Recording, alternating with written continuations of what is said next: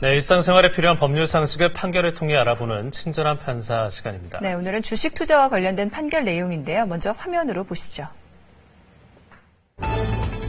A씨는 인터넷 증권 방송에 한 투자 전문가의 말을 믿고 주식 투자를 했습니다.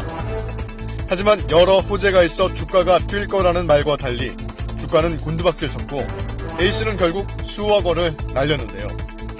A씨는 투자 전문가와 인터넷 증권 방송 운영업체를 상대로 허위 정보로 인한 손해를 배상하라며 소송을 냈습니다. 법원은 과연 어떤 판결을 내렸을까요?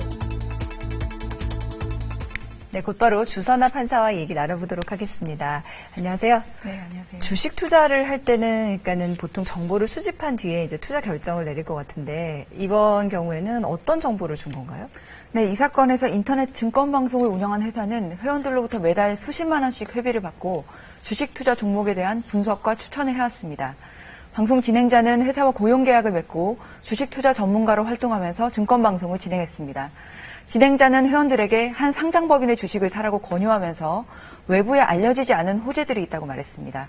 예를 들면 이 회사가 국내 굴지의 대기업과 1,000억 원대의 대형 계약을 체결할 예정이라거나 인수합병에 관한 대형 호재가 있다. 증권가의 큰손이 이미 이 회사 주식 수백만 주를 사들였다. 같은 이야기들이었습니다. 네. 그러나 이런 내용들은 근거가 없는 허위 사실인 것으로 밝혀졌습니다. A씨는 방송 진행자의 말을 믿고 이 회사에 수억 원을 투자했는데요. 이후에 회사가 상장 폐지되는 바람에 수억 원의 손해를 보게 된 것입니다. 예. 그럼 법원은 어떻게 판결했나요? 네, 이 사건에서 1심 법원은 증권방송 진행자와 회사가 원고에게 손해배상을 해야 한다고 판결했습니다. 이 사건처럼 불특정 다수를 상대로 조언을 하는 경우에도 일정한 고객 보호 의무가 있다고 본 것입니다.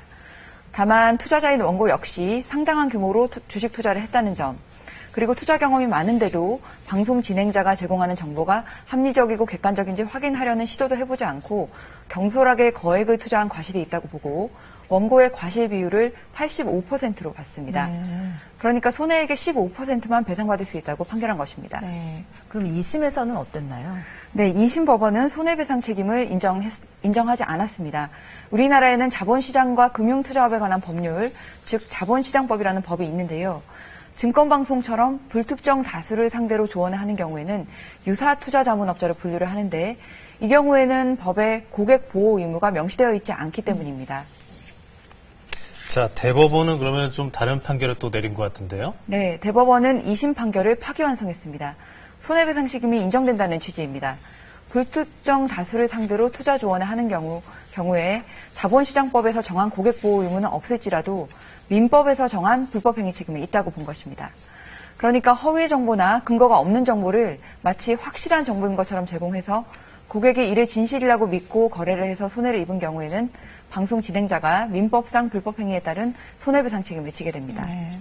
그러니까 지금까지는 그 투자 전문가로서 조언을 해준 방송 진행자에 대해서 얘기를 해봤는데 그렇다면은 그 해당 방송을 내보낸 인터넷 증권 방송, 그러니까 회사의 책임은 어떻게 되나요? 네, 대법원은 회사도 방송 진행자와 함께 손해를 배상할 책임이 있다고 판단했습니다.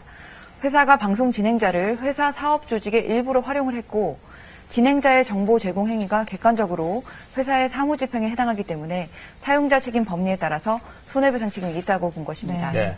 이번 사건처럼 이제 주식 투자할 때 다른 투자 전문가들이랄지 이런 사람들한테 자문을 얻어서 투자하는 경우가 많은데 이때 법적으로 주의할 점이 있다면 뭐가 있을까요? 네, 투자 정보라는 것이 명확한 근거를 가지고 있는 경우도 있지만 근거가 없거나 과장된 경우도 많습니다.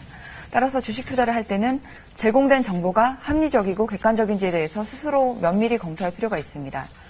또 이 사건처럼 허위 정보 제공으로 인한 손해배상 책임이 인정된다고 하더라도 원고의 과실 정도에 따라서 배상 금액이 달라집니다. 이번 사건은 파기환송돼서 아직 최종 결론이 나지 않았지만 손해배상 책임을 인정한 이 사건의 1심 판결도 손해액의 15%만을 인정했습니다. 결국 투자를 할 것인지 또 한다면 어느 정도 할 것인지는 투자자의 최종 판단과 책임이라는 마음가짐으로 신중하게 결정해야 합니다. 네, 투자할 때 다른 사람 말 무조건 믿는 건 좀 안 좋은 습관이지 않을까라는 생각도 드네요. 네. 네, 주선아 판사였습니다. 고맙습니다. 고맙습니다.